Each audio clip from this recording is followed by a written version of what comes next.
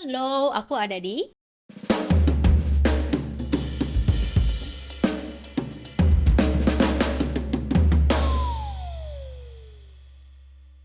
Halo, aku Feby Putri. Aku akan ngebedah lirik sekarang salah satu laguku yang ada di album Hitam Putih, judulnya Semoga Ada Waktu Luang. Sebenarnya lagu ini adalah sebuah pertanyaan sih, apakah benar jika kita telah bertemu dengan mimpi kita, kita baru dianggap sebagai orang? Sebenarnya masih menjadi pertanyaan juga. Ditulis oleh aku sendiri, notasi dan lirik. Duka yang kuperankan tiada lagi menghalangiku. Duka sebenarnya adalah sedih yang mendalam, tapi sebenarnya itu udah nggak ada. Udah nggak sedih lagi, tapi melainkan menyisakan pertanyaan. Pertanyaannya itu ntar aku jelasin deh di verse 2. Suka yang belum pernah ku tahu apa itu maksudnya gitu. Jadi suka, rasa bahagia atau rasa senang, itu tuh dia nggak tahu bagaimana, dia nggak pernah merasakan itu gitu. Jadi sampai-sampai dia menanyakan bagaimana maksud dari bahagia gitu. Semasa lamanya bertumbuh hanya bersama bayang. Beginilah adanya tanpa belayan kasih sayang. Ini sebenarnya udah ketebak dia adalah seorang penyendiri gitu. Dia hidup sendiri tanpa orang lain, tanpa kasih sayang. Biasanya kalau nggak ada kasih sayang, kita meluapkan perasaan tuh kemana kita juga nggak tahu. Jadi dia nggak bisa meluapkan perasaan itu lagi-lagi kepada dirinya sendiri. Dia nggak punya tempat cerita, dia nggak punya orang-orang untuk dijadikan tempat cerita gitu. Bahkan orang-orang tersebut yang dimaksud tempat cerita malah mereka yang menjauhi orang tersebut, malah mereka ya sebenarnya adanya kesedihan itu. Semoga ada waktu luang untuk bertemu sang mimpi, kelak bicara seakan ku bisa mencuri hari disertai tawa lebar sampai ku lupa kembali lagi. Jadi yang tadi aku bilang, dia itu tuh tertawakan banyak orang gitu, dijauhi banyak orang gitu, diasingkan karena dia sedang berproses. Beberapa orang yang sedang berproses itu ditertawakan. Padahal dia berproses untuk menuju ke mimpinya. Kayak gitu sih sebenarnya. Dan dia tuh kayak, "Lu kenapa sih, lu ngapain sih buat kayak gitu?" gitu. Padahal dia lagi berproses untuk menuju mimpi yang dimaksud. Jadi makanya alih-alih dia mendengarkan orang-orang yang kayak gitu, mending dia tuh fokus kepada mimpinya sendiri, dan dia tuh sampai berdoa atau berharap, anggaplah dia itu adalah aku ya. Jadi aku berdoa dan berharap semoga ada waktu luang untuk aku bisa bertemu dengan mimpiku. Untuk sekedar cuma sekedar bertemu sama mimpiku sehingga aku bisa bertemu dengan aku yang bahagia di hari-hari mimpi itu terwujud. Sehingga aku bisa kayak apa ya? Karena di situ kan aku seneng ya di hari-hari mewujudkan mimpiku, aku tuh seakan-akan pengen curi hari itu untuk aku simpen gitu. Karena di situ pasti aku tertawa lebar dan pastinya aku akan senang sekali sampai-sampai aku lupa untuk kembali ke hari ini.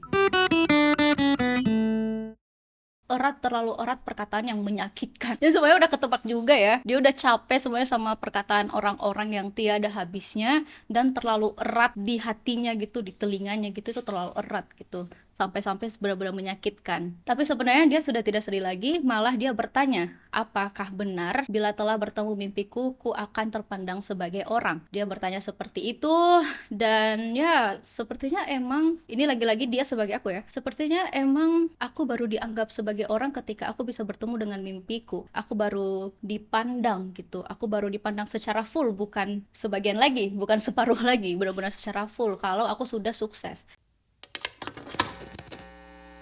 Semoga ada waktu luang bicara. Semoga ada waktu luang bicara itu beda dengan semoga ada waktu luang untuk bertemu sang mimpi kelak bicara di ref. Itu beda sama semoga ada waktu luang bicara di koda. Aku ulang sebanyak 4 kali semoga ada waktu luang bicara itu untuk menegaskan bahwa sekali lagi semoga ada waktu luang untuk benar-benar bisa dikasih kesempatan untuk bicara walaupun aku selalu kecil di mata mereka, di mata orang-orang. Ya, semoga ada waktu luang untuk dikasih kesempatan bicara karena aku juga termasuk manusia. Lagi-lagi, manusia yang kecil, kata orang-orang. Tapi, manusia kecil tetap ada kata manusia di dalamnya. Jadi yang tadi dia aku ceritakan adalah aku sebenarnya. Jadi waktu itu tuh yang tadi aku lontarkan pertanyaan, apakah benar bila telah bertemu mimpiku ku akan terpandang sebagai orang? Aku udah tahu sebenarnya jawabannya iya gitu, karena aku sudah mengalami itu. Di lagu Semoga Ada Waktu Luang, aku tuh seolah-olah sedang masih diprosesnya, sedang masih diasingkan, sedang masih dikatain gitu prosesku. Seolah-olah juga aku masih bertanya, padahal aku udah buat lagu ini di sekarang aku sudah mengalaminya. Tapi seolah-olah aja itu. Dan ternyata benar jawabannya iya, karena waktu itu kan aku emang pernah di apa ya, bully verbal ya, bukan fisik, tapi tetap menyakitkan. Terlalu erat perkataannya, menyakitkan. Aku dibully verbal, dikatain lo ngapain sih bikin video nyanyi, lo ngapain sih di Instagram bikin video nyanyi, kayak followers tuh banyak tapi lo kok hitam dekil gitu-gitu. Terus kayak rambutmu kok kayak singa sebelum aku pakai hijab, kayak gitu-gitulah pokoknya. Kamu beli followers ya? Iya, pokoknya kayak gitu. Biasanya paling dihina sih video nyanyiku sih. Ada yang bilang kayak lo kok nyanyi terus padahal jelek dan lain-lain gitu.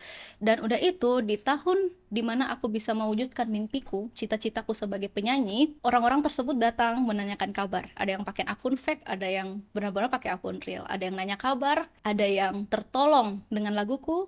Dia bilang bahwa, Feb, makasih ya udah nyiptain lagu ini, padahal aku pernah jahatin kamu, pernah omongin kamu ke SMA lain gitu. Karena emang pas di SMA aku tuh emang banyak yang gak suka dengan aku, bahkan di luar SMA lain pun begitu. Jadi seperti itu sih, ada pakai akun real, akun fake, itu tuh datang kembali menanyakan kabar gitu. Jadi ya udah, aku di tahun 2022 atau 2023 aku bikin lagu itu deh dari DM itu. Kayak ini emang bener deh, pas kita jadi orang gitu baru kita dicari. Pas kita jadi apa-apa di mata orang itu baru kita bisa dianggap sebagai orang, dianggap ada, dan dipandang full dipandang full mata gitu, bukan sebelah lagi gitu. Ini lebih setuju dengan balas dendam terbaik itu menjadikan diri lebih baik ya. Iya benar. Lagu ini tuh dibikin waktu emang kamu rasain itu atau kamu flashback? Aku flashback. Sebenarnya inspirasi lagu ini adalah dari DM tersebut. Terus udah itu aku udah tahu jawabannya, tapi aku pengen mempertanyakan lagi. Jadi sebenarnya bikin lagu ini tuh flashback, emang kayak aku seolah-olah menjadi Feby Putri yang dulu. Gimana caranya melawan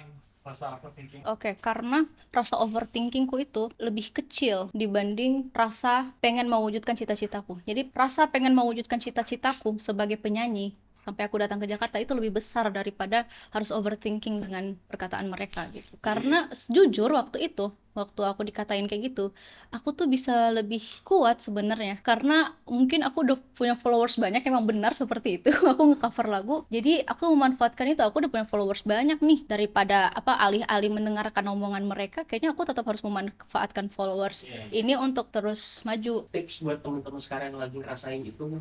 Mungkin yang tadi aku bilang sih, harus memilih rasa yang paling kamu mau itu apa gitu. Dan aku yakin itu adalah rasa dimana kamu bisa mewujudkan cita-citamu gitu, kayaknya ya, daripada overthinking. Terus udah itu apalagi ya tipsnya? Terus maju.